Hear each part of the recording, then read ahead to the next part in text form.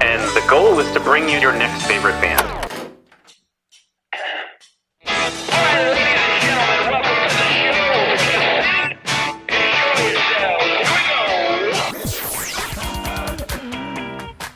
Thanks for having us. This is a very cool show. Yeah, so through many iterations, and we finally landed on the weirdest one by far. Yeah, simple feelings, and boom, you got a sound. I remember this one time. I had been writing some songs, and I went out. I'm just going right in on this story. I went out, and so I was. The story's longer than the song itself. We'll go ahead and play it. And listen, it's going to be everybody's favorite band.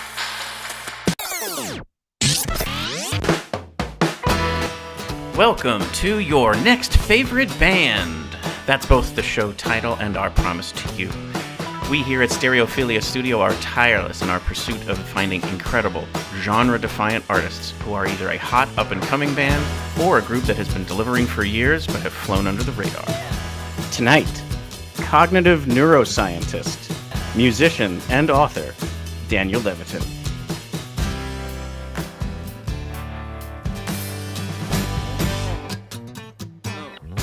Each month, we will bring you live streams, audio podcasts, and perhaps even a live concert where you can listen to the stories and hear the music of artists personally curated by us based on what we feel will be worthy of your time.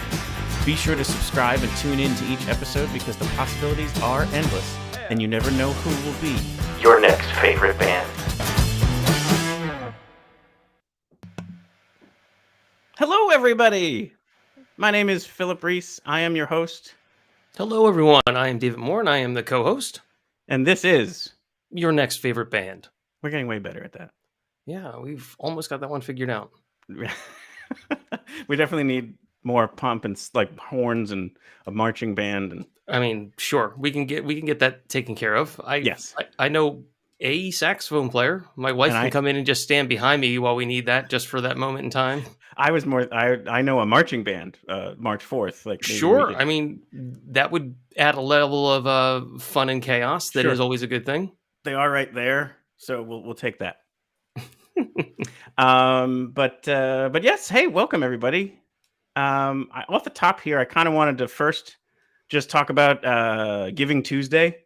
We're broadcasting on Giving Tuesday. You might be listening on a different day, whatever.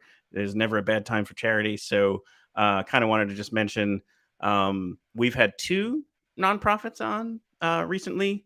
One of them being Accessible Festivals, and then another one being the Lehigh Valley Girls Rock, or any Girls Rock organization chapter that you have nearby you. Very worthwhile organizations if you're so inclined to kind of want to give at this time of year. But there's plenty more out there. So whichever ones that kind of move your soul, just encourage you to maybe consider that. And if you don't have the funds, maybe you donate your time. Any of that would be, kind of a good thing anytime, like I said, but especially this time of year. Absolutely. Sure. And you had an article that you found that I thought was super interesting. Why don't you tell us a little bit more about that one? So I shared an article with you that was, it's a fun little tidbit of sort of musical trends in popular music since I believe it started in the listing in the late 1930s, and it specifically was about key changes. Yeah. And how music has become, there's been a change away from key changes in less key changey. That it basically was, it sort of was a peak in the like early 50s and 60s. But it still stayed relatively consistent with a slow trend downwards to the early 2000s, and then it sort of goes right off a ski slope. Sure, where it goes down to almost none. And it's pretty interesting take. It's both a combination of popular musical trends, obviously the hip hop and sort of rhythmic based, electronic based backbeats, right. as a popular trend, along with the fact that how music is composed has changed a lot. Yes. Instead of it being historically, it was, a person writing a segment of a song versus in a lot of modern production, it's like stacks of sort of like a vertical recording studio that the composition is happening in. Yeah. And it's a really interesting take. I mean, it's data based, so like you can't argue the point, Sure. which is kind of interesting. And then the article goes into trying to figure out why, and it's definitely Sure. interesting. And yeah, there's not a lot of key changes in rap music. Well, one of and the with things that they becoming more popular, it's going to have an impact on the overall. Well, and they talked about the specifics of if you change the keychain behind an MC doing some sort of flow, it doesn't matter depending especially if they're doing much more of the straight ahead speaking type of flow without any sort of melodic modulation versus say they use the example of Over the Rainbow.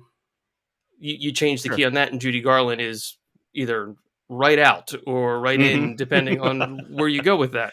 And I love that Judy Garland comes up now because it'll come up in a little bit again, which will be fascinating. But yeah, no, we'll definitely link to the article. I think it's an interesting read. If nothing else, it's interesting. And then who knows what else it might mean. But I thought that was a cool place to start too, because we're definitely going to get a lot of. We're going to get smarter tonight. Tonight's remember the a few night, weeks Phil. ago. Well, do you remember a few weeks ago, we had Jackson Pines on, and that Joe Makovecki was like dropping all sorts of historical, awesome information, and we were like, "Holy cow!" We learned a lot about folk music. We learned a lot. Night. Yeah, I think that was just like the warm up for this evening, because we have, like I said in the opening, cognitive neuroscientist and musician Daniel Levitin.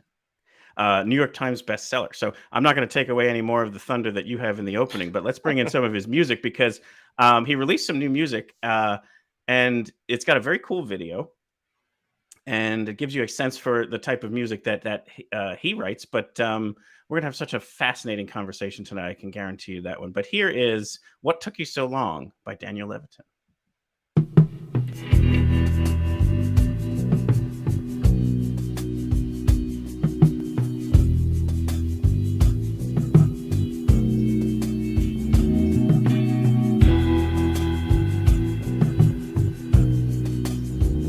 Very cool video. We're going to have to learn more about this. You may like fast music, but you're slow in your years. Most people would have hit 50 long before you cleared it.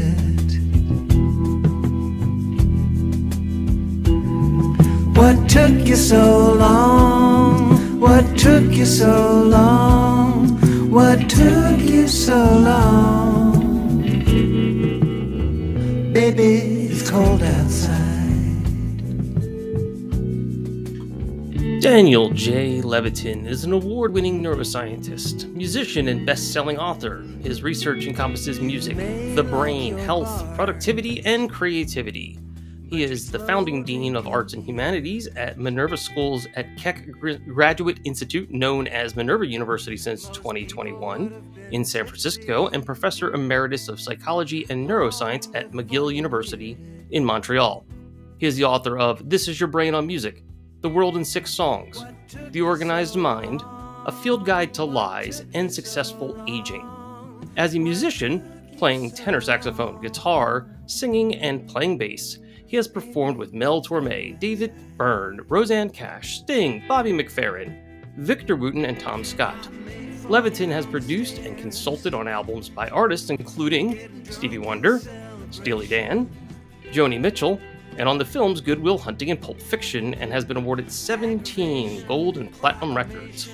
In December of 2021, Daniel released his second album, Sex and Math, which this song is from.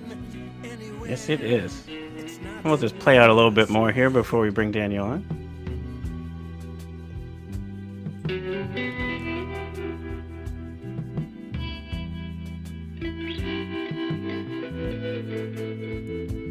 So welcome to the show, Daniel Levitin. Thank you so much for joining us. Thank you for having me, Philip. This is fun. And so is this, who's tell us more about the video and who's playing on it? Like, this is a very, very cool vibe going on. Yeah, I went to Brooklyn to record my album with a bunch of live musicians. The first album, I had played almost all the instruments And my producer, Chris Harrison, who's also produced the Pentatonics. Oh, cool. He played some drums and keyboard and stuff, but I kind of wanted to have the vibe of a live band this time around. Sure. Songs were a little more complicated. Yep. So a friend of mine, Leo Sidran, a fantastic producer and multi-instrumentalist, put together a band. Andy Hess on bass, you may know him from Roseanne Cash or from the Black Crowes. Mm-hmm. And Tomek Mirnowski, who was in the pit band for Hamilton. Leo on drums, lead guitar. We went into the studio. I had these songs. We worked out the arrangements. We recorded it all in a week. Had this great live feel. And then a former student of mine from Minerva University who had graduated had started this video production company, and she was looking for clients. And I said, hey, well, with her friend Heather Brunette, show me what you can do. Here's some money, and just take any of the songs on the record and tell me what you have in mind. And they just ran with it. I had very little input, and I just loved what they did. I found it creative. There are all these Easter eggs too. If you know me or my music, there are these little tidbits that if you watch the video closely, for example, you'll see sheet music from a Joni Mitchell record. Oh, fantastic. Little things like that, references to other songs on the record. Right. Oh, that's awesome. That's tons of fun to have that kind of stuff in there. I mean, you have to go back and then rewatch it and try and find all those things and the small notes and all those kind of things that are hidden. So that's very cool. So again, thank you for coming on the show. We're so honored to have you here. Thank you, Philip. Yeah. And what we typically like to do is tell the full story. So if you don't mind, I would love to take you back to the beginning. And if I understand right. You mean like the Big Bang and the explosion of the planets and the expanding universe? And it's going to be a long episode, folks. Yes. Yeah. Well, it expanded very quickly, David. The first second is very, very good. A lot of stuff happens. But so, yeah, there's a big bang when you see the Beatles on the Ed Sullivan Show, if I understand it right. And it's really a cliche for my generation, I guess. I mean, I guess it's still, the reason why it's a cliche is it's so tangibly real. Like, it was life altering for so many people, but also for generationally, your parents didn't have the same appreciation for the guitar or rock and roll that you're now having an inspiration for. So you look to go and want to learn the guitar, but they're trying to tell you no. So I just think that's like an interesting place to start, if you don't mind. Yeah, I got the rock and roll bug early. I had listened to records from my grandpa's collection, which included a lot of jazz, the Dorsey Brothers, Glenn Miller, Peggy Lee, Duke Ellington, and he had the original 78 RPM of Rock Around the Clock. Wow. And I loved that. I still have it. And do you have then something the Beatles you can play it on still? What's that? Do you still have something you can play it on? To find a 78 player is a challenge. I do. Good for you. Yeah. And it turns out you have to get not just a turntable that'll go that fast, but a special needle because the grooves are different. Sure. That's part of the trick. And different equalization curves. You can't just run it through the same amplifier that you run an LP through. It sounds all wonky. So, I wanted to play guitar, and my parents thought that the Beatles were just a bunch of long-haired, anarchist, communist, drug-taking people, even back in 1963 when they were actually long-haired, drug-taking communists. And they weren't having it. And so I took clarinet and saxophone in school. And then when I was 20, I'd been playing saxophone and clarinet all that time and loved it, but finally bought my first guitar and took some lessons and then was off and running. And there's a moment in there too, though, where like they actually invited a friend of theirs over, but they were a classical guitarist, and they told you, unfortunately, this like formative moment for you, but like for them, they just told you your hands were too small, but it was devastating. You've really done your homework. Yeah, I think when I was 8, I was was adamant that I wanted to play the guitar, and there were people on the television who weren't the Beatles, like the Kingston Trio and Pete Seeger and Peter, Paul, and Mary, who were playing guitars. And so my parents said, well, we don't know anybody who plays guitar except this one guy, Jack King, who was a friend of theirs from college. So they invite Jack King over to the house for dinner. And, the whole point of it is for him to talk to us about the guitar. And he brings his guitar. And it was this classical guitar, which looked entirely different than any guitar I had ever seen. Yeah. It didn't seem made for the kind of power chords of an electric or even the protest songs of a dreadnought steel guitar. It looked like a different animal. And he asked me to hold my 8-year-old hands up to his, and they were dwarfed by his hands. Mm-hmm. And I guess he made some inference about how big my hands would grow. And he said to my parents, his hands are too small. He can't play guitar. And I begged them, and Jack came back by the house when I was 10 and 12 and 14. And each time he said, hands too small. Wow. But when I was 20, I figured, what the hell? Maybe I can't play classical guitar, but I'll play rock guitar. Yeah. And I did. And it was a long time after that. It was maybe, maybe 10 years ago. I was at Guitar Center here in Hollywood, and they've got the place where people put their handprints in front of the Guitar Center. Sure. And so as an adult now, well, I suppose that's a matter of opinion, but as my hands as big as they're going to be, and having played the guitar now for 40 years, I put my hands in the handprint of Eric Clapton and Jimmy Page, and my fingers are exactly the same size. And I think they could play guitar by They probably can most play. folks' definitions would say their hands are plenty big enough. Yeah. So Jack King, if you're listening, Take F you. that. Yeah. Yeah. Take that, Jack. Well, I guess the other reason why I wanted to bring that up is in case people listening have, kids or involved, like, don't tell somebody they can't do something. Just, if they're inspired to do anything musically, just support it in whatever way is possible. Like, just for a child who's so inspired by something like that, you just wouldn't want to like squash that, I wouldn't think. I would think so. I've had a whole lifetime of people telling me you can't do that, and it's become sort of a silly trope in my life now. Right. And it's maybe they were right. Maybe my hands weren't big enough that I could become the next Andres Segovia, but it doesn't mean I couldn't play guitar and enjoy it. I never set out to make a living at it, really. I just wanted to have some fun. Right. But I was told by an English teacher at Stanford that I'd never be a writer. Well, yeah, as evidenced by this, I have it right here.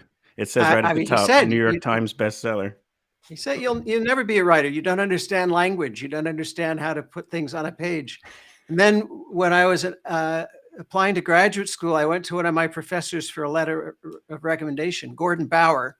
I don't mind shaming him. I know, yeah. We're going to just keep lining people up to put on blast. I love it. Brett Spencer was the English teacher at Stanford. I don't know what tagging them all on became of him. Twitter. Yeah, I have no idea what became of him. Yeah. And Gordon Bauer said, I can't write a letter for you for graduate school because I don't think you're smart enough to get in. And if somebody makes a mistake and lets you in, I don't think you'll ever finish. Oh my wow. God.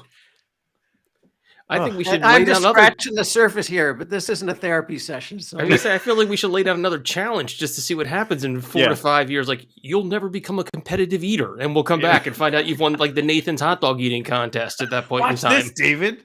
Yeah. but I'm with you guys. Don't tell people they can't do something. I suppose if you're talking about something extreme, like an 80-year-old wanting to climb Everest and he's got emphysema, all right. Yeah, we'll do you a favor on that one. But look at all the paraplegic kids who were told they couldn't participate in the Olympics, and now we have the Special Olympics, That's so true. the Paralympics happen on the same arenas and stadiums at, what is it, like usually a month after the Olympics happen. So there's an entire system that's now in place to help all of those people be the best they can be. And even if you can't compete, life is about finding things you love and doing it. Yeah. Like you said, you weren't looking to create a career. You just wanted to play the guitar. And here they are trying to figure out if your hands are big enough to enjoy playing the guitar. It's silly. I didn't do this intentionally, but I just always figured I'm gonna live once. I'm gonna do what I like. To hell with it, whether I can make a living at it or not. I'll always find another way to make a living if I can't make a living doing what I like. And even in science, I didn't pursue the typical career path where you just take one problem and you work on it for an entire career, getting like decades, finer and finer. I'm skipping all over the place, but right. On the other hand, I wake up every morning, I'm really excited about what's going to come next. For sure. So if we keep with that pattern there, so back to the 20s, you've bought a guitar, you're going to play music. You're actually, and I just love these band names, which is why I wanted to share these. The Alcea River Band, the Mortals, Judy Garland. That's why I wanted to applaud David for that little nugget there. The Shingles, which is also a great name. Slings and Arrows, and J.D. Boo. So these are all like, if I got to write punk bands, right? Or maybe not all of them, but that's kind of the vibe you're in at that time. Alcea River Band was a country band. Okay. And it was the first real working band I joined, and it's all I could get. And I thought, I know nothing about performing. I know nothing about, I can perform as a saxophonist as part of a big ensemble or as a clarinetist in an orchestra, but to be in a quartet, I knew nothing about that. Sure. And so I thought it'd be a great experience, and it was. And I was their lead guitarist, Alcea River Band, country tunes, like Hank Snow and Merle Haggard and all that. And then I auditioned for a punk band, the Mortals, and I got in. Then 2-3 punk bands, new wave bands. Yeah. And you even said, I've read this somewhere, that some of those musicians you played with way back then, other than like the massively super talented, absolute legends that you've played with, are some of the most talented musicians you've played with in your life. I really think so. Great. Neil Young said it best. There are all kinds of talented, great songwriters and performers, and we just don't know about them because they haven't passed through the capricious turnstiles of success, right, and celebrity. So there's a friend of mine, Dale Boyle, who's a great songwriter in Montreal, wrote a song called "Small Town Van Gogh." About this idea that, maybe there are a lot of Van Goghs among us, and we just don't know. Yeah. That's exactly right. We're lucky enough to live in a town here, Bethlehem, Pennsylvania, that has Lehigh Valley. Yes, correct. Exactly right. Yeah. So we have a lot of live music support, and art in general, even and you're just amazed by these people who you're like, how have you not been, like you just talked about, how did you not make it by now? Like, it's just this astonishingly talented, super catchy music. And you're like, this should be on the radio, which doesn't exist anymore, but it's better than what's on the radio. That's exactly right. Yeah. And so there is that part of it too, where like, I hope it doesn't go somewhere, but for you, I hope you make the rewards of what your talent represents. Yeah. Yeah. So from there, and again, this part is like, you go to college at MIT, but don't graduate because you want to come back to music, and in fact, even start a record label, 415 Records. Is that all? Do I have that timing all right? Oh, well, the timing is hard to keep track of. There were a lot of ins and outs, but Sure. Around the time that I was playing in Judy Garland, which was also a punk band, it was really just the Mortals renamed. Okay. It was sort of, and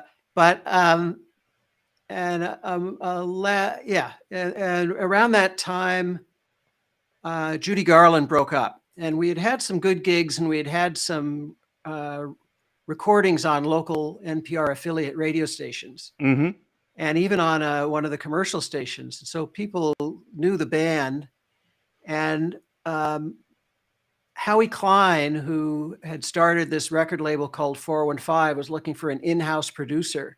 And I had produced our Judy Garland and Mortals tapes. Right. So he hired me, and it was this 4-person record label. And in I'm guessing 1980, is 415 like the area code for San Francisco? Is that where the connection is? well, it's actually a pun, a numeric pun, because it's both the phone area code for San Francisco and the police code for disturbing the peace. Oh, that works well. For a punk label, yeah. There you go. It's Yes, perfect. perfect. Works well. Okay. All right. I'm glad I asked that question then. A few years after I joined, we got a deal with Columbia Records where we became part of the Columbia family. And I then did some work for Columbia as a talent scout and house producer. And then it was 1990 when the business started to implode. Howie became the president of Sire and Reprise over at Warner Brothers, and sold 415's Columbia. And then a bunch of friends of mine and I just decided we didn't want to stop producing and making records and playing music, but we figured the business was falling apart. We should have a backup plan. So I went back to college at Stanford this time and picked up a degree and was told I couldn't write or go to graduate school. Yes. But even at that, before you do that, do I have this right? You started basically the hobby of sitting in on neuroscience classes. Is that right? I did. Yeah. Because that's like a hobby you pick up. You're like, I'm going to go to a highly, internationally illustrious college and sit in on neuroscience classes. It wasn't my idea, although I resonated with it. I was working with Sandy Pearlman, the producer of Blue Oyster Cult and The Clash's The Give 'Em Enough Rope. I was sort of his assistant producer. And he knew that I was interested in brain science. And he said, do you know anybody at Stanford? Could we, maybe we can go down and sit in on some classes. So we did. And we'd drive down there once in a while. It was a lot of fun. And that was the timeline. So we'll be jumping a little bit here, but if you don't mind, I did want to spend a little bit of time tapping into your expertise. When I went back to Stanford, I played in a campus band called Quality Mart because we were 10% off most of the time. It's always fun to have a good band name, especially ones that make puns with other people's names. I've been in a couple bands that have done that, just that on the marquee made sentences with other people's bands. I want to hear them. My favorite band name that I was in was called Fighting Elvis. So somebody's band name would appear before it, so it looked like a boxing match. It'd be like, Tom Smith fighting Elvis. So that was always fun. There was a band in San Francisco, a punk band called Free Beer. Yeah. There's infamously, I think every college town has a band that's called, yeah. So like I said, if you don't mind, I would love to spend a little bit of time here just tapping into the kind of This Is Your Brain on Music content and just kind of talk about what happens in the brain when you're listening to music. And then I have a couple questions just because I've loved to get the answers to some of these things. But I do think we also have a good music nerdy listenership that will really get into some of this stuff, because there's always this just pursuit of music and, finding what is the next favorite. So that's what the whole show is about. But in general, so again, I'm going to quote some things that you've shared, and then if you could expand upon them. So like the first part that I found the most instructive was you said at one point that the brain's job is to find order and pattern in a largely chaotic and disorderly world. And I guess that's the starting point of the difference between just what's noise and what's music. So I like, to me, like that's fascinating in and of itself, because the reason why what's going on is because you're in pursuit of just order out of chaos. Yeah. So this is a kind of basic concept from evolutionary biology, that what is the purpose of brains? Well, when you go far enough back, not too many things they had to do. Brains needed to help you maneuver, locomotion, so that you could get out of the way of something that wanted to eat you, or get to some food or a mate. So there's moving around, and so the brain needs to keep track of where you are in space and maybe remember a few landmarks. And the brain has to help let you know when you're hungry, so you eat, and let you know when you're sated so that you don't overeat, and your brain's handling when you sleep and wake. Even primitive brains do that. Sure. And order out of chaos, huge thing. I mean, you go back to reptiles, fish, mammals, early mammals. Suppose you're a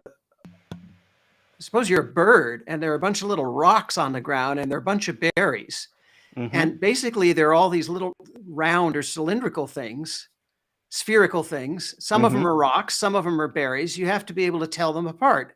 If you couldn't, it would just be chaos. So you're making order. That's food. That's not. That's food. That's not. And I think one of the most interesting things about music, you talk about separating music from noise. To some people, the music that some of us like is just noise. Sure. And they'll say so. My parents said it. Oh, the Beatles, that's just noise. Right.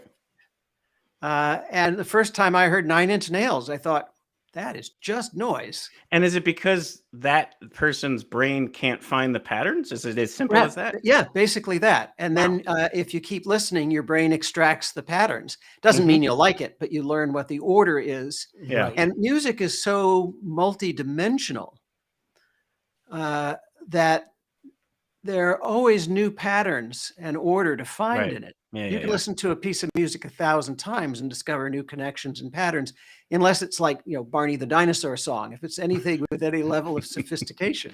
Well, I think this really resonated for me, especially for what this show is about, but just in general, even like you talked about trust. And if we even just in this conversation, your parents and whatnot just didn't trust the Beatles. So like it didn't resonate for them. But if you listen to someone who you trust and they do something different, it's a new pattern for you. Like you went there with them as a composer, as a performer, whatever. And you had probably a predictive anticipation of where they were headed. And when it didn't go where you expected, you enjoyed it instead of hated it. Is that right? I mean, like that's just, to me, it made so much sense after I was like exploring all of that. Yeah, trust is a lot of it, because in order to be swept away by anything, whether it's a lover or a sunset or music, you have to be willing to let down your guard and allow things to take you away. And if there's no trust there, that's really hard to do. So, if you were thrown out of an airplane, wow, that would be a great view. But if you didn't trust that your parachute was going to open, or you realized you didn't have one, you're not going to trust the moment to enjoy it, Yeah, it would sound like 9 Inch Nails for the first time. And music, Oliver Sacks, a friend of mine who was a neurologist, wrote some wonderful books, said that he couldn't trust Wagner. Oliver was Jewish. Wagner was famously anti-Semitic, and he was afraid to let go when he listened to Wagner. Yep. Because he didn't want his mind to be twisted by whatever twisted Wagner's mind. Now, I don't think music works that way. I don't think if you listen to Blue Oyster Cult's grand double suicide pact song, Don't Fear the Reaper, it's going to compel you to commit suicide with somebody. Right. But there is a level of trust that for any art form, I have to trust that whoever's in charge is going to take me somewhere that I'm going to like and isn't going to freak me out or no. And I guess I can understand what Oliver is talking about, because you talk about Stevie Wonder when he writes a song. When he goes to go back to play it, he doesn't remember the song. He remembers how he felt when he wrote it, and it just kind of happens. And I could see that too. Like, if you're just going to go back to where Wagner was when he wrote those songs, it's an ugly place. So I could see why someone, while it may not make you into that person, you just don't even want to visit that area code. Like, well, yeah, that could be it. I mean, when Pulp Fiction first came out, people didn't want to see it because it was because it was deemed very violent. The Shining had a lot of blood, and people didn't trust the film or the filmmakers enough, perhaps. Sure. Or didn't trust themselves to be able to handle it. We now consider them classics. But yeah, I can see that if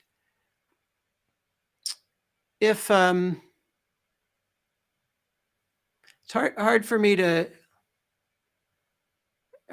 turn back the clock and say, well, what if Steely Dan had come right out the gate with the jazz stuff of Asia? Yeah. You know, what would have happened then? But they had built up this. The Talking Heads is a great example because the Talking Heads started out as this college band, and they were the hippest thing in the world, and not that many people knew about them, and they lost money for their record label. And then 4 or 5 records in, their audience base has been slowly growing, and people trust them, and they take you to a new place. Yeah, right. And you're happy to go there. Yeah, I mean, they evolve both also. Their audience evolves with them because their sound That's it, evolves over David. that The period of audience and time, the too. band grew up together. Yeah. Yeah. Same with The Cure. Yeah. Same with Taylor Swift. I played Taylor Swift's first record to my college students. I got the label to send me 700 copies of the first CD before it came out to give to all my freshman students. And just because, you know, I love Taylor Swift's first record, I wanted to help get a buzz going. I'm always about wanting to share new artists with people. And out of 700 students, 5 of them liked it. The rest thought it was garbage. But then, you know, a few years later, she was a phenomenon. Yeah, intergalactic. Still star. is. Yeah, oh, big time. Breaks Ticketmaster. I mean, like, not many people are doing that anymore. Yeah, they had it coming. They have big time. So, again, back to the brain here. And if anybody's super bored by this, I apologize, but I'm really into this, so I just wanted to ask a few more questions. So the fascinating thing to me here is that, like, the brain's processing all of this just by the wiggling in and out of the eardrum. Like, the eye is this like super complex thing, and then you've got depth perception and color perception and all this other stuff. And so, like, the brain's got all this extra information. To me, it's like just the eardrum going, blah, blah, blah. Like, it's processing all the stuff around. And here's like what's going on, and I'm just quoting this again from your books and such. The inferior colliculus, and then wouldn't that be a great name for a punk band? I really think so. And then, like, some of the first parts that hit are the brainstem, which is like your oldest, most reptilian parts of the brain, correct? Yes. And so that's going to be why. Like, ding, ding, ding, ding, ding. You win the prize today. Right. Make a run for it or whatever. So that's why I think there's such an emotional connection to music, is because you're tapping into such old, like, structures. And I don't mean I'm thinking it, I'm just simply reporting what I read in the book. But, and then it moves on to, like, let's see, the cortex and specialized processing areas. And I loved this one part here, the Brodmann area 47, which is more recent structures, right? That's more like the more current parts of the brain where it's much more complex.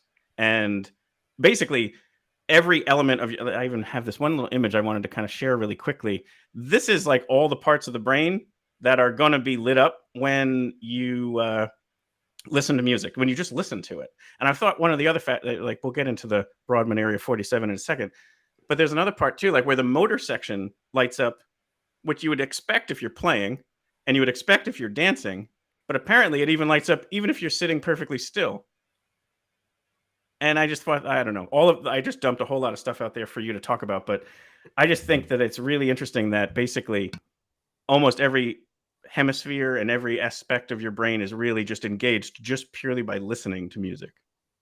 That's right. Music engages more parts of the brain than anything else we mapped before. And as you say, it's because of the connection to the brainstem, which is where your startle response is. You hear a loud noise and you startle to get out of the way before you figure out what it is. Right. Music's got a direct connection there, and we think that's partly responsible for goosebumps, what technically are called piloerections. I know this is a family show, so I won't go into the Well, we're going to get into the nucleus accumbens. Hair standing on end. Yeah. And all these different things are happening. As you say, the only information your brain has is the molecules making your eardrum wiggle in and out, and all that beautiful richness of music somehow gets transcoded from that in and out wiggling. And that's a phenomenal feat. Yeah. And we're talking about everything from rhythm, pitch, the chords, timbre, contour, memory from prior things that you've heard, motor stimulation, the prediction of what's coming next. That's where the Brodmann 47 comes in, correct? Yeah, so Brodmann 47, when you were doing your intro and you guys were playing off each other, the two of you were, finishing each other's sandwiches. Right. That's Brodmann 47 just then. Brodmann 47 tries to predict what's going to come next. And if what you didn't predict happens and it sparks some enjoyment, like you finish each other's sandwiches, which, by the way, is a line from Frozen. Right. That's surprising, right? Or the pizza was too hot to sleep. It's surprising. And if you find that at all clever, not that you would, but that's Brodmann 47 that is interested. And so it's processing the temporal patterns of music. It's a little sliver right here, and it's constantly trying to figure out what's going to come next. And it wants to be right some of the time so that your brain feels like you can trust whoever's writing to that you're on the same path. But every once in a while, they've got to do something different or you're going to rebel because it's too boring. Yeah. Right. You want those aha moments. Right. Yeah, and I think too, like so just to kind of wrap up this section, well, we talked about nucleus accumbens. That's another area that fires, which is the same section that is if you take certain illicit drugs, when you're having not an that orgasm. We condone that here. No, we're not. We're just talking science. Just science. Having an orgasm or listening to music, it all releases dopamine, and that's another reason why it's just there's a enjoyment of music because it's in that same kind of area as well. Yeah, I call that the sex, drugs, and rock and roll part of the brain. Which I imagine might even be why you called your album what you did of Sex and Math. I mean, exactly. It probably has some kind of connection there. But so those are a lot of the different, again, brain structures. I found it super fascinating. It kind of helps me understand why I might have an obsession with music. But anyway, it's just kind of cool stuff there. And back to that anticipation or the prediction of things, there's certain in music chord progressions where you're very much expecting that closing chord that makes it feel like you came home is the best way that I've heard it described. Is there any explanation for that? Is there any reason why our brain has certain chords that sound like it's complete, or certain ones that sound sad, or certain ones that sound motivating, like marching music, which makes you want to kind of walk in line with another person? Like, is there any explanation for any of that? It's a complicated question. So not surprisingly, a lot of it is innate. Very rigidly timed music is easier to march to. And music that's syncopated is easier to dance to, or more infectious to dance to, rather. Music that's slower tends to calm us. Music that's faster tends to rile us up. But beyond that, when you start talking about harmony, about chords, and anything more nuanced than that, it's all cultural.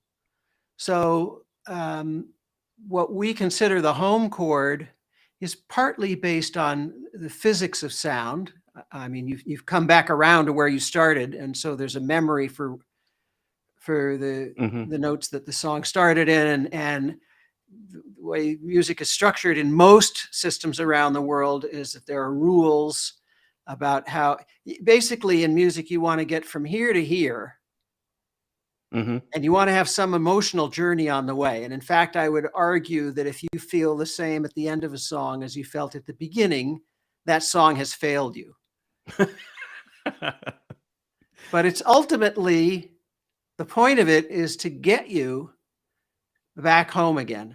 And now, composers play with that. If you listen to Dvorak's Seventh Symphony at the end, he has all these false alarms where you think he's going to end.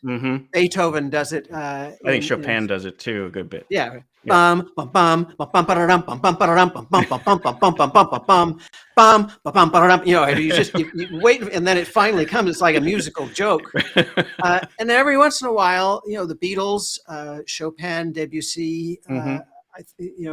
I've tried to do this too. You end on a chord that's in the family, or has some of the notes in common with the home chord, but it's not the home chord, and that can sound nice. Sure. or even as like a temporary, I'm not taking you back there yet. I'm going to take you to this new world, and then we're going to end up back there later. Right, which opens up hope, but it can't be too jarring. It's subtle. Yeah. By the way, the reason I called the record Sex and Math was I wanted to somehow capture the idea of love and logic, or romance and poetry on the one side and science on the other. And those just seem too literal. And what I've really been trying to do with my songwriting is to get away from the literal and go into the more poetic. Sure. And with that comes more ambiguity, which means that listeners can draw out of it what's important to them or what they hear in it. If it's too literal, then it's my story. If there's some poetic and metaphoric ambiguity, it can become your story too. And ultimately, I think anybody makes music because they want to reach other people. Right. And so my friend Chris Harrison, who I mentioned earlier, who produced my first record, Turnaround, we were talking about names for the album. He's brilliant. And he said, I always thought a record should be called Sex and Math. Oh yeah, that's it. That's good. Like that. It also gets it. It's also a good title because it also sticks in your head. Because that's like one of those ones like, oh, I remember that one. And I could picture the album cover immediately. It was a road on a house I used to live at that was this windy road. And I pictured this sort of sign like you'd have, my house was in the woods, and I had pictured this sign like you'd have in a national park where there's an arrow. And I figured one arrow would be pointing to sex and the other would be pointing to math. There it is. But somebody would have come along like a graffiti artist and changed it so they're both pointing the same direction. So yeah, we're on that cover. Getting that cover in Photoshop took me about a month. That's amazing. So anyway, we're on his site. We'll revisit that in a little bit, but that's the cover to Sex and Math. So one last. Yeah, absolutely. I want to bring that up in a little bit when we go back to your overall kind of promotions. One last brain music question, and it's something that I'm super interested in. It's basically my love of pursuit of this. Again, people hear me talk about it on the show all the time. Someone called it a pure moment, and what they meant by that was where the artist, in this case the musician, the people on stage, basically own everyone's attention. So it might be something where playing in a bar, people are chatting, someone's sneezing and coughing, and people are up and going to the bathroom, and suddenly a song or a moment happens where nobody is talking, nobody is coughing, and everyone's paying attention. And certain songs do it and other ones don't, and the same song may not do it on every night, but there's some sort of shared community attention must be paid that music can create that I just love. And when you're in the midst of it, you're just like, holy cow, it's one of those moments. No one ruin it. Don't ruin it. Is there any, to me, there's got to be some collective impact that music has that everybody's on the same page and all paying attention to the artist. Well, I have an idea about that, but before I do, I'd be curious to know, David and Philip, what a couple of those moments were for you. Songs, artists, moments, whatever. I'll give you one for me. That's from, we'll actually might even get back to this later, but it would have been 97. So I saw Bela Fleck and the Flecktones play. So you're friends with Victor Wooten. So there's a whole story that goes with this whole moment, but they played a song at the time they were only playing it live. It wasn't released on anything. And they started oh my gosh, Stomping Grounds is the name of the song. They've released it since then. I know that song. Yeah, it's on the live album. And they had played it for the first time, at least that I had seen them. And we were all sitting, it was in a park. It was in an open space. And there was this silence that Phil talked about, like literally little kids running around. That's all you heard over the music at that point in time was the small kids. And it was this, you transformed and you were transfixed as they played through the changes and the call and response that's in that piece in a way that's very different because it is not the typical instrumentation that you find in those kind of arrangements. And it was exciting. Yeah. Yeah. I mean, I think it happens during like a Broadway show very much by design, and you've got everybody seated in the same direction and watching. But I've also seen it happen at a local brewery with 50 people who didn't even come to see the artist. And suddenly everybody, all 50 people, are paying attention to this person. And it could be like a not well-known piece of music, something they've never heard before. And all of a sudden it just captures everybody's 100% of their attention. And I find that absolutely palpably impressive. And I always am looking, that's kind of what I'm most in the search for. It's like, yes, I'm looking for new music. Yes, I'm looking for new bands, but I'm also looking for those moments because I find them so unpredictable and so special. Yeah, I would turn this around. Pardon me. We know from studies in my lab, and then other people have replicated it, that when people listen to music together, their brain waves literally synchronize. Wow. So I would turn it around. If that's happening, why doesn't it happen more often? Why isn't it happening every time you listen to music? Sure. And so that's the puzzle to me. I think that part of it is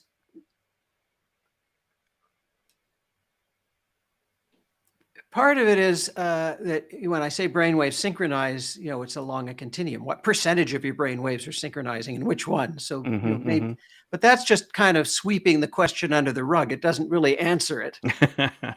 The poet in me, the artist in me, likes to think that only happens when it's happening for the musicians too. Sure. And we somehow sense that the musicians have lost track of time and place, and they're really in the moment. And every note they play, they inhabit.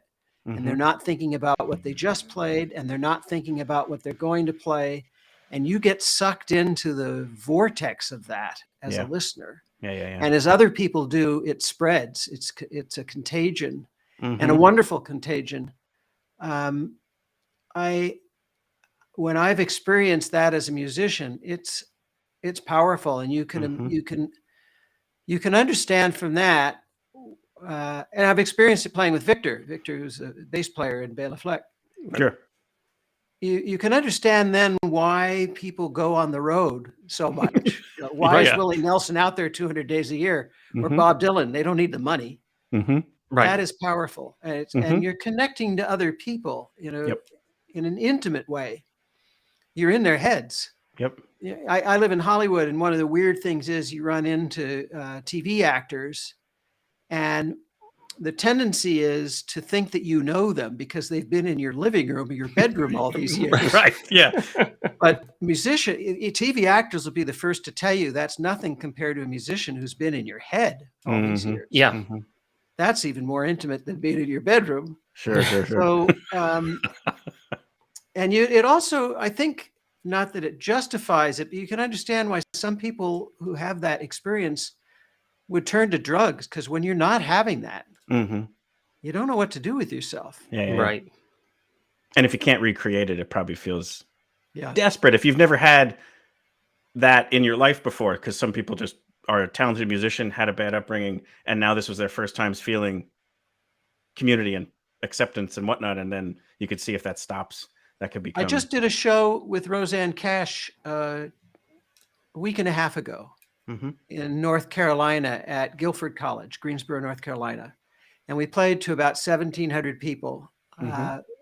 It was what we're doing here. It was a conversation and music. Yep. Same format, really. A little more music, but basic idea to a live audience. And afterwards, we had a great time. She and I always have a great time doing these. The audience had a great time. Afterwards, it's 11 o'clock. It's bedtime. But you can't go to sleep after that. Right. Right. So, in the 80s, we might have gone and done drugs, but, we went and had a glass of red wine. Nice. Hung out, decompressed, talked, asked what was going on with each other's families and such. Hadn't had time to do that. And then, went to sleep. But, with a wind down period. Yeah, for sure. Well, let's get us back to music. And a good bridge there would be in your book, you do talk about, there's a chapter that's dedicated to, well, an element of it is where you share someone didn't understand rock and roll music. And you decided to select 6 songs that you thought best represented it. Now, context here is it was 1999. So we're talking And about... it was John Pierce who invented the traveling wave tube and satellite communication. Holy smokes. Like... And he was 80 something at the time, and he had never listened to rock and roll. And he would have these salons at his house, and he'd bring over other scientists. And I was still a young, I was always the youngest one at these things, but he said to me before one of these, he says, I've never really understood all this rock and roll stuff. Right. What is it? And people call a whole bunch of different stuff rock and roll, and how can it all be rock and roll? And can you play me 6 songs? Yeah. So here's your 6. I'm going to bring them up on the screen here. You picked Long Tall Sally by Little Richard, Roll Over Beethoven by the Beatles, All Along the Watchtower, Jimi Hendrix, Wonderful Tonight, Eric Clapton, Little Red Corvette, Prince, and Anarchy in the UK by the Sex Pistols. And one reason why I went, like, even to me, this is one of those exercises where there's really no wrong answer. So as much as as I researched it, there were some people who wrote articles that was like, Daniel's an idiot because he missed this one. And it's like, well, it was 2002 when that song came out. He made the list before then. So pump the brakes. Oh, you have no idea how many letters I probably get 50 letters a week still. Oh my gosh. From people who are calling me an idiot. Well, so what I guess I love about it is just have fun with it. And if you want a different list of 6, go make your own list. But also, I bet if you were to make this list today, it would look different. And even if you made it a week later, it might have looked different. Someone asked me, hey, what were the top 5 songs from when you're 4 years in college? I made a Spotify playlist of 183 songs. Yeah. Because any one of them would be on someone's top 5 list. Like, it's one of these things where this, it's fun. Like, just do it. Like, just go make your own list. Anyway. Well, I mean, I had to do something. And, in retrospect, there were no women on the list, but there were 3 Black artists and 3 white artists. And, I thought it was important to show that Black people created rock and roll and sustained it and turned it around. Little Richard's one of the architects of it. Jimi Hendrix brought it to the psychedelic era. Prince brought it into that whole new... it's like a funky... funk. Yeah. And so, I mean, those are... You can argue about the particular artists, but those 3, I don't think you can beat those. No. You can argue about the other 3. Eric Clapton, Wonderful Tonight. Well, I figured he should know who Eric Clapton is and know what soft rock is. Sure. And so that stands in for America and Seals and Crofts and the Eagles and Linda Ronstadt and Joni Mitchell, although not perfectly, but, soft rock, yacht rock. And then I wanted to cover Chuck Berry and the Beatles, but I didn't have enough songs. So, the Beatles doing a Chuck Berry song. So, 2 birds, 1 stone. Yep. And no Rolling Stones. And no Birds. Well, right. Like, that's the point. It's like, if you only have to pick 6, that's like I said, like, here's my top 5 from 1992 to 1996. It's 183 songs. Like, right. Deal with John it. gave me an impossible task, but yeah, exactly. But that's kind of the fun of it is I think it's in there, and it's a fun over a glass of wine conversation of which ones would you swap out and what's missing and so on. Well, that's the point of it. In any thing like that, the conversation was the point of it. Right. So John would say, "Oh, well, I've never heard a guitar sound like that. What's Jimi Hendrix doing?" John knew a lot about tubes. Well, he took out the 6L6s, he put in EL34s, and he overbiased them, and this and that. And I've also heard, like, his hand was so big he could play chords that no other human could play. So he could make stuff sound different just because of having that. There you go, rubbing my nose in the big hands thing. Well, Phil's been sitting on that piece of information all night. He's been waiting to try and get that right back in there.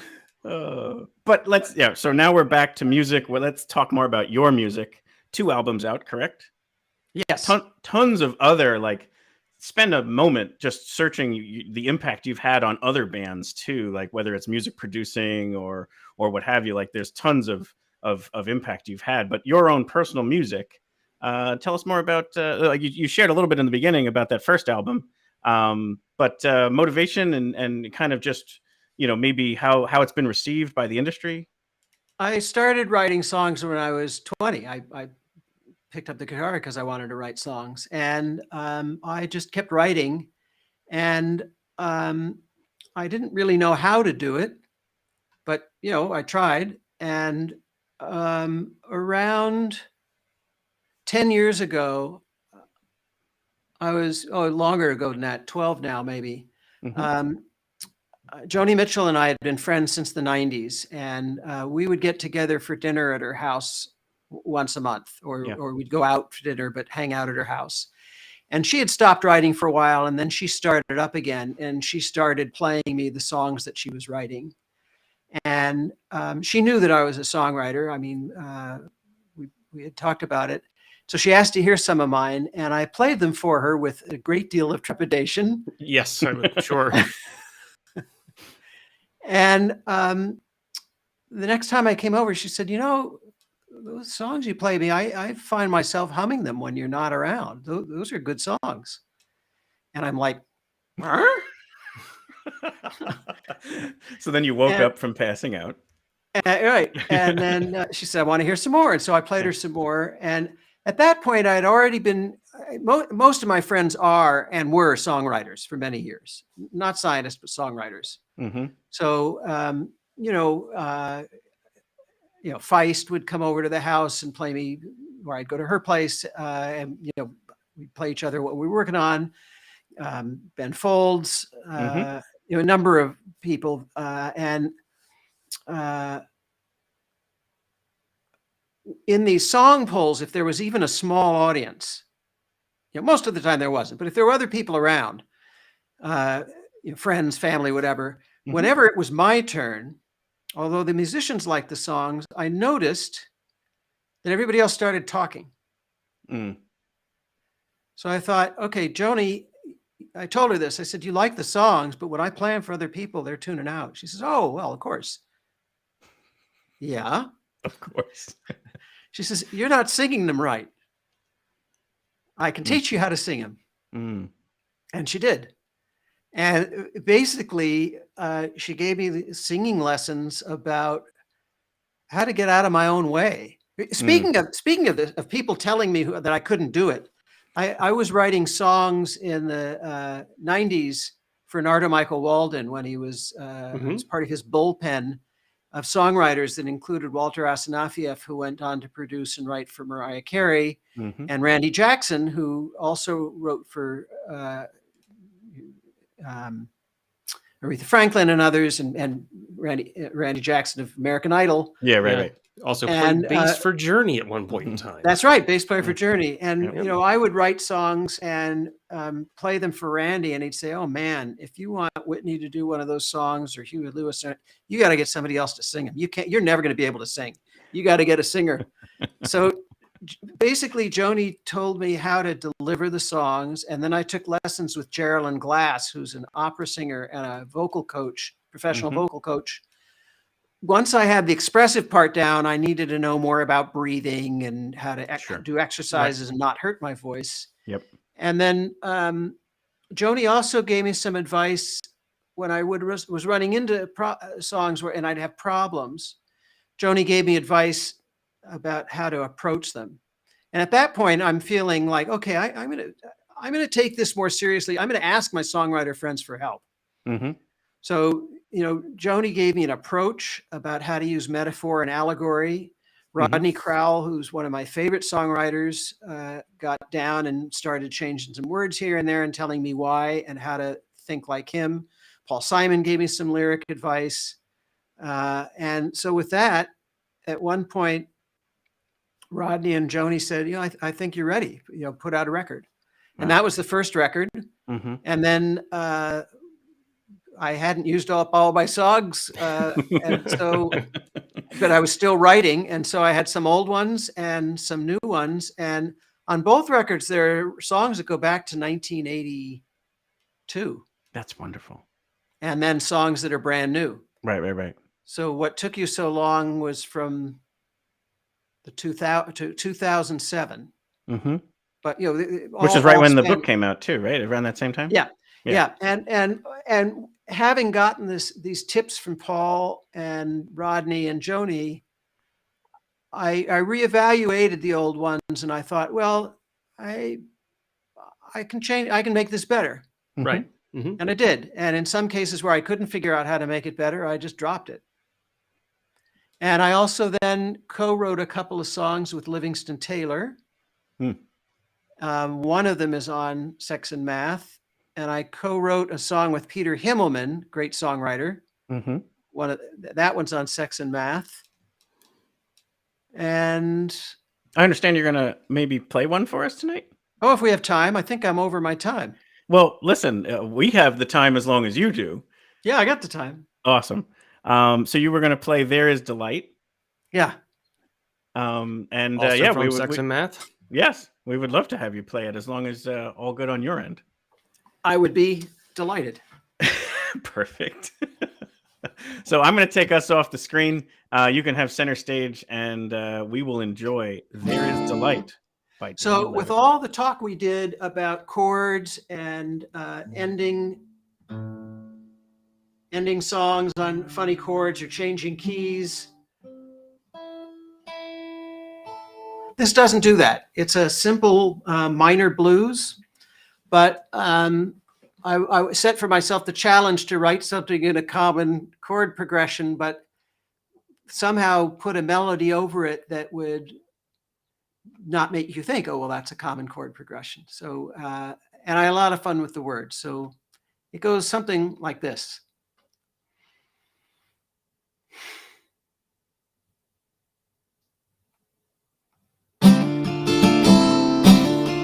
Oops. Not like that, like this.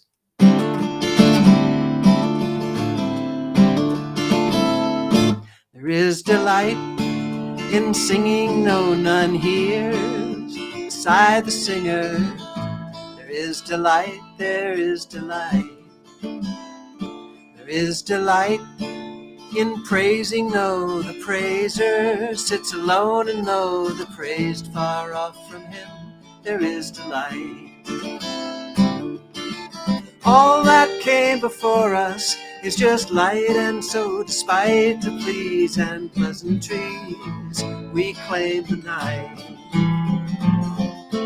Warmer climes give brighter plumage, softer winds the breeze of alpine heights. Spread your wings and find what's right.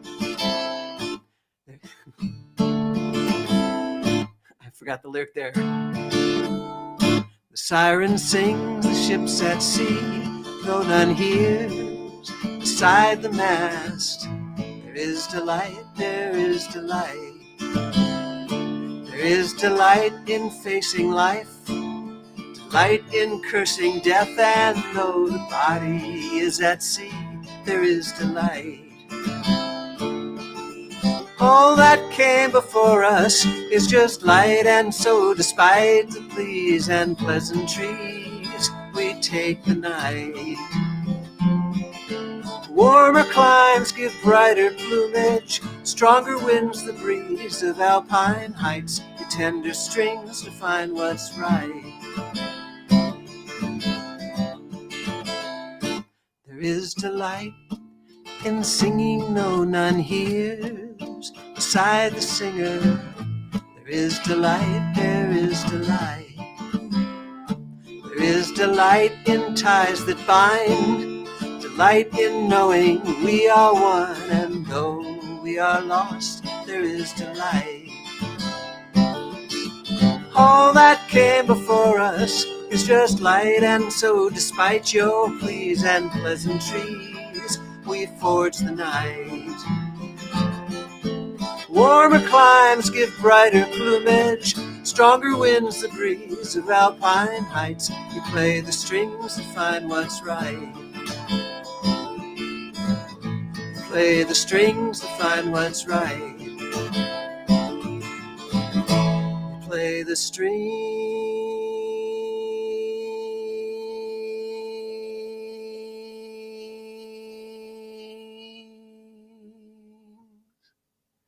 to find what's right.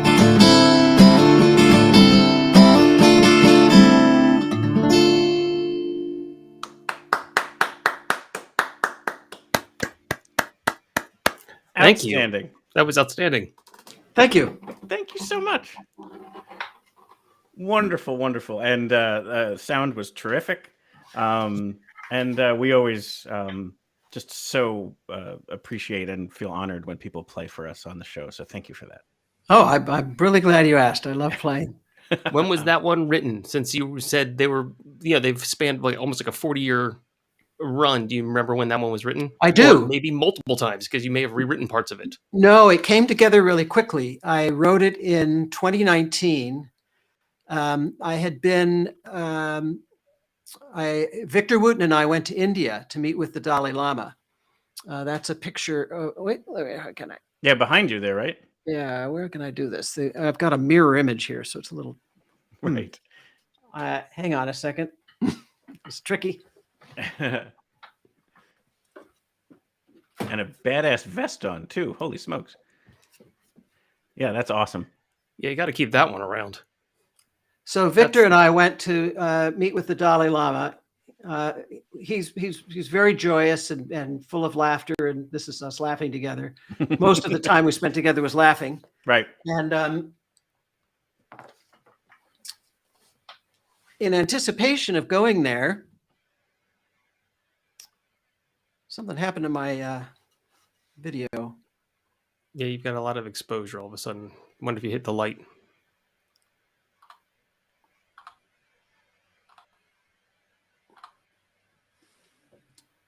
I don't know. Well, you were just telling us the story though about writing the song.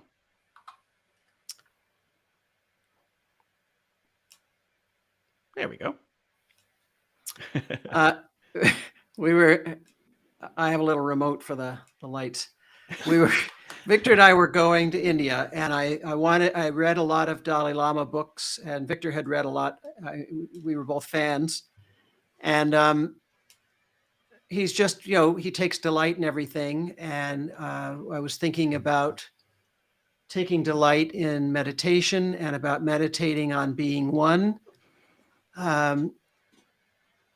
Victor told the Dalai Lama a funny joke, which was the Dalai Lama goes into a pizza parlor and says, he says, how's it? Goes into a pizza parlor and says, make me one with everything. Dalai Lama had never heard that before. I'm thinking about oneness and meditation and how joyful he is. And so I wrote part of the song, the verses, but I didn't have the chorus. And then right after we met him, we went back to our rooms in the monastery where he lives in Dharamshala, way up high in the Himalayas. Right. And it just came to me like a bolt of lightning. All that came before us is just light. And we just, some songs just happen. So 2019, August. Wonderful. It's neat that it has such a great story to go with. I mean, Dalai Lama is quite an inspiration to have tied to that. For sure. It's hard to tell the story without sounding like I'm dropping names. Sure. Well, understood. But it's but the story's the story. You're right. It is what happened, right? I guess it's like my friend Frank Sinatra used to tell me, don't drop names. It makes you sound like an idiot. I didn't really know Frank Sinatra. No, real quick at the end here, I just would love for you to have the opportunity to promote whatever you want. So obviously there's the music. So I'm bringing up your website here. There's Sex and Math.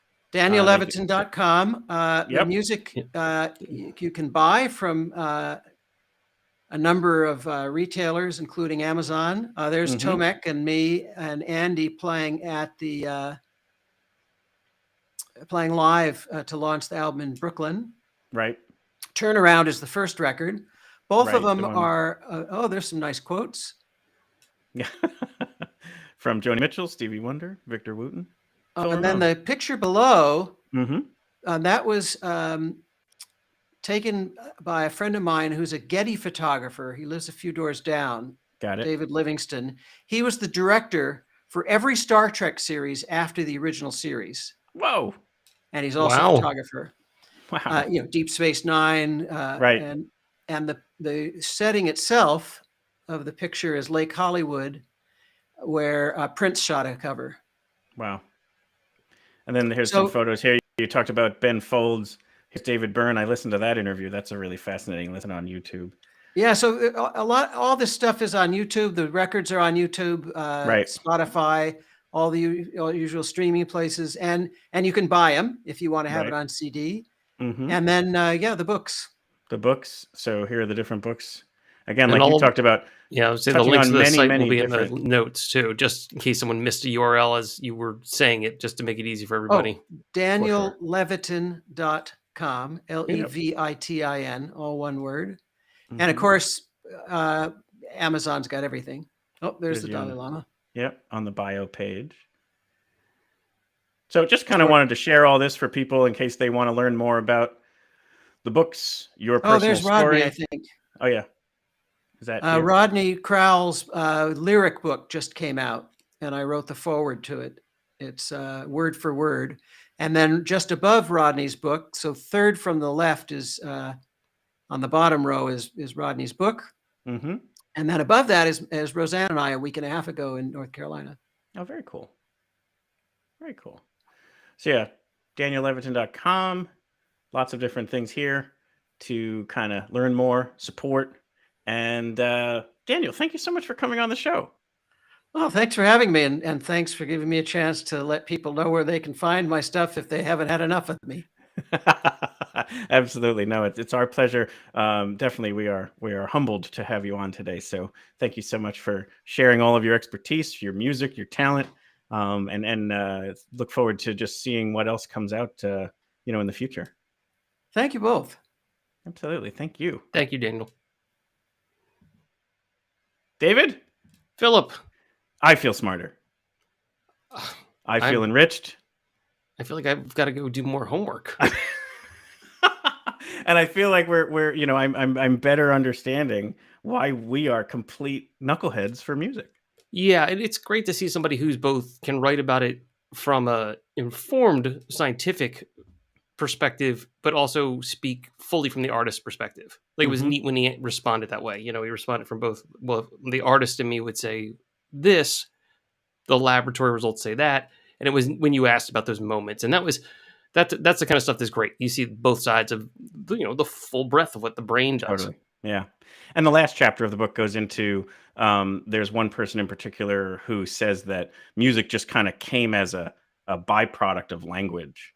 And it was just kind of like, almost like how birds can fly, but really feathers were grown for keeping them warm. They just developed flight by accident or whatever. And so like saying that music was just kind of like an accidental or like a piggyback off of language is like, he goes into disputing that, and I agree. Like I would almost think that music came first and language came afterwards, because if you think about mothers calming babies or whatever, like you don't need language more to of do a that. simultaneous kind of concept. Certainly, absolutely. The idea Or- of like beer and bread have the same argument for evolution, that they were both developed simultaneously. Absolutely. So anyway, we only touched on a fraction of what we could have, but I felt like all the very important things for especially what the show is You about. check his books, because there's all sorts of stuff there that you can dig into all this stuff. You can, actually hear how he discusses these things, and they're completely accessible. Absolutely. All right, Phil, let's say goodbye to everybody.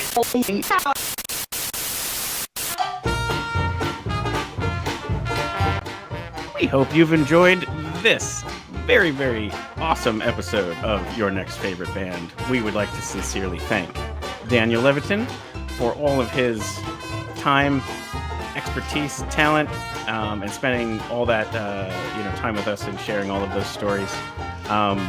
as you know, our hope here is to bring you your next favorite band. And so if you already knew Daniel and that's why you tuned in, thank you so much. Hope you enjoyed it. While you're here, I hope you subscribe, like, follow, and all the good stuff, so that maybe next week, week after, and so on down the road, we might be able to introduce you to your next favorite band. We have a lot of great things coming up here in December, so we hope that you're definitely locked in for our Winter Wonder Jam that's coming up, as well as some other interviews we have going on. And then in the new year, we're already booked January, February, so lots of great artists coming on and other organizations, individuals. I think you're going to have a great time, so definitely looking forward to that. If you'd like to sponsor the show, if you're a musician that would like to come on the show, if you have a recommendation for our next favorite band, get in touch with us. You can either write to us on social media or check the website out to find different ways to get in touch with us. Hope to see you at a live show soon. It's all over now.